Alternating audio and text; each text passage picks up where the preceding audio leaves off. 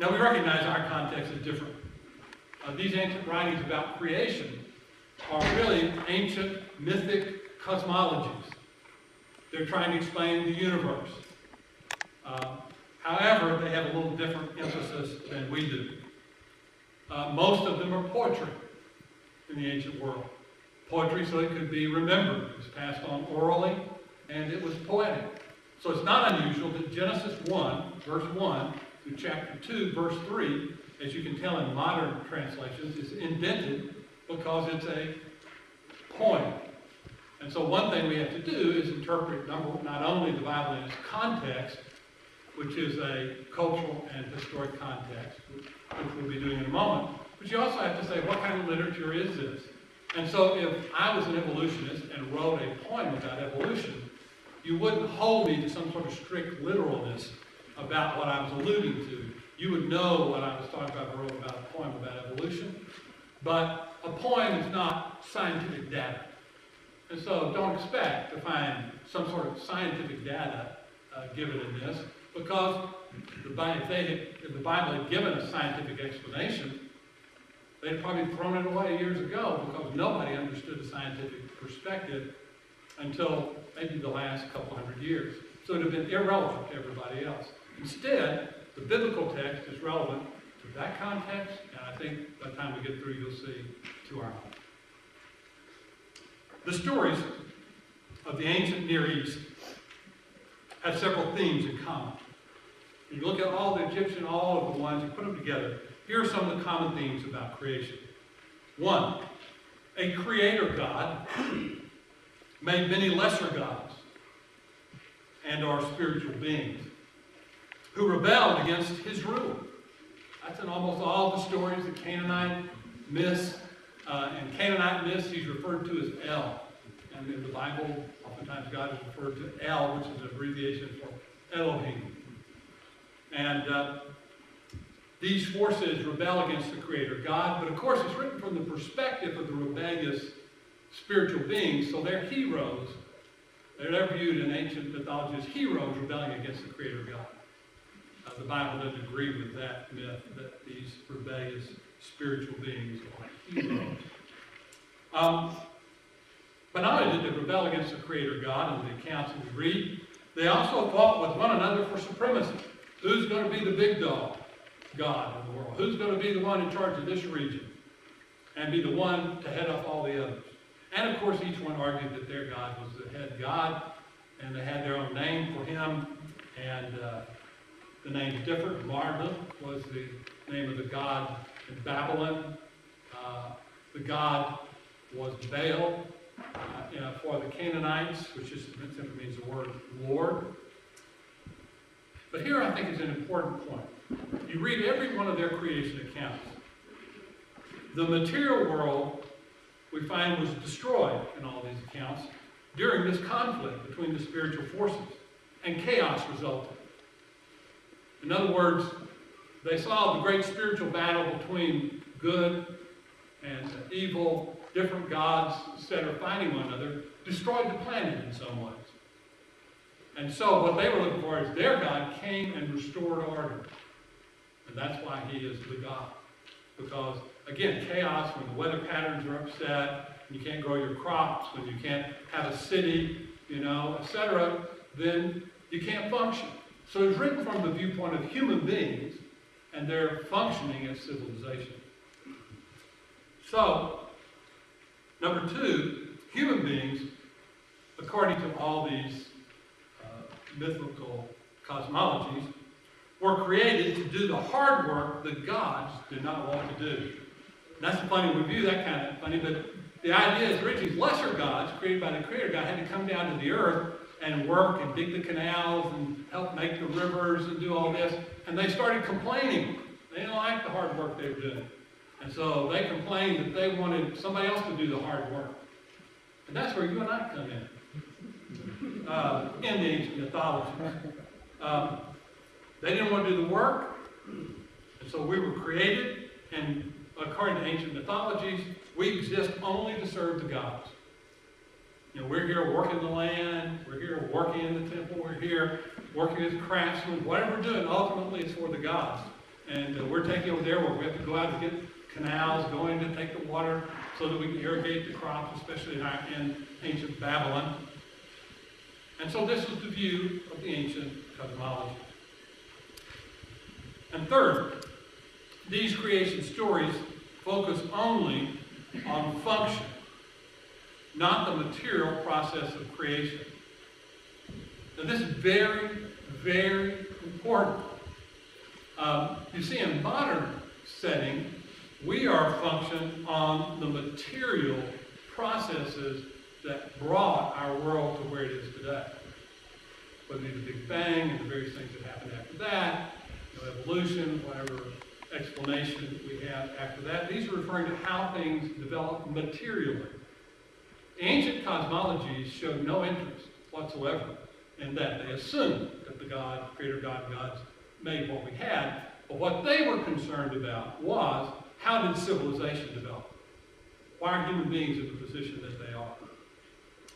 And so, it's about the creation of human civilization, not the creation of the physical universe with all the galaxies and the stars and the planets. Their focus was on the creation that the gods did of civilization. A specific city, like Babylon, is made by one of the gods. So they claim the God, of course, who did the work? Human beings did the work, but they did it at the will of the gods, Marduk. A king is ordained. So in every one of these places, the God designates one family, one man, and his descendants will be the king, the ruler over this nation that is Marduk's. And then a wonderful temple is built. And once the temple is built, then the gods who had to work rest. And so the allusion to the gods resting is the idea of civilization is fully functional, and they are bringing offerings and gifts to the temple, and the gods do not have to work anymore. Everything's well with the world. That's the creational accounts in the ancient Near East. These creation stories end with order in the human world and the gods resting in their temple. So let's look at just the beginning. You might want to open your Bibles to Genesis 1. I'm not going to put the whole verses on there. We'll look at some. But in Genesis chapter 1, let's look at the first two verses and see what they tell us. In the beginning, God created the heavens and the earth. Now, I think that's the creation account. Kind of what other mythical accounts and cosmologies assumed is that the Creator God made everything. And I think that's the creation account. It doesn't go into any detail about how and the methods, etc. And the reason why I think that is that, notice verse 2. Now the earth was formless and empty. Darkness was over the surface of the deep, and the Spirit of God was hovering over the waters. So it doesn't talk about the creation of the earth. It talks about the earth being in this kind of formless, empty, void. Sounds like what happened. These words are used elsewhere when there's been a terrible war and a whole city has been destroyed, the crops have been destroyed, everything's in disarray. And so it's talking about, if one reads it in light of the ancient Near Eastern writings, this is telling us something a little different than sometimes is meant. And then notice it goes on to say, and God said, let there be light. Remember, light's the first thing that happened. It doesn't talk about a sun. The sun doesn't appear until later on. It appears that the Bible is assuming that ancient catastrophic events occurred, and now at a later point, God is going to now, out of the fact that the world is in chaotic form, sounds like after asteroids hit, throwing all the dust in the air, you can't see anything, and the first thing you see is light. And then you begin to see some of the other features, and that seems to be what this is discussing. And just kind of read through and see if that doesn't kind of follow, from a human perspective, what you would see after a catastrophic event as the world gradually came back to productive normalcy. And so, here are the conclusions that I would draw. Again, these are all in your notes. This is a restoration of creation's functionality after a catastrophic event created chaos. So that's the first thing. So this is not an original talking about how the world was made materially, etc. Instead, it has the same interest as all the other ancient views, which was, how do we have human beings in a civilization functioning? And so this is going to tell us how that, and of course it ends with them, human beings being in a garden instead of a city. But that's the flow of the story. Second, it alludes, about the biblical account, to two rebellious spiritual beings referred to in ancient Near Eastern literature. So it agrees that there are these rebellious spirits who rebel against the Creator God. One of them is named Tiamat, or Timot, translated in the English version I just read, the deep.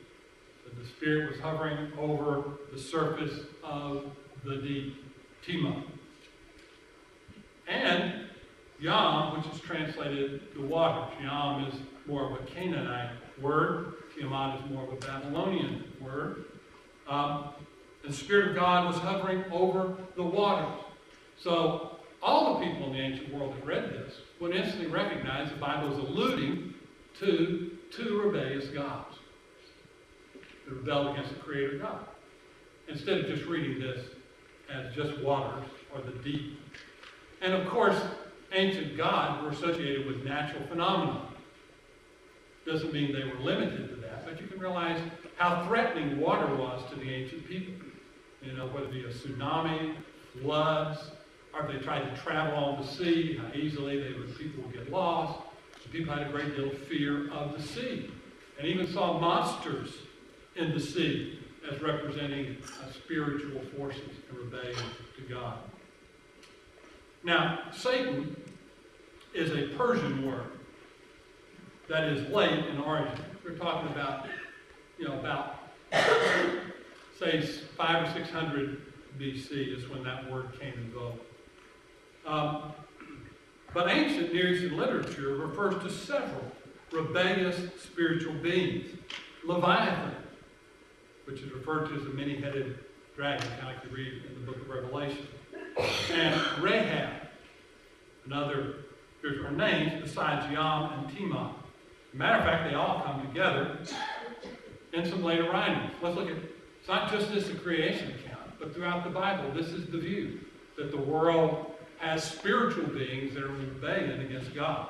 Look at Isaiah 51.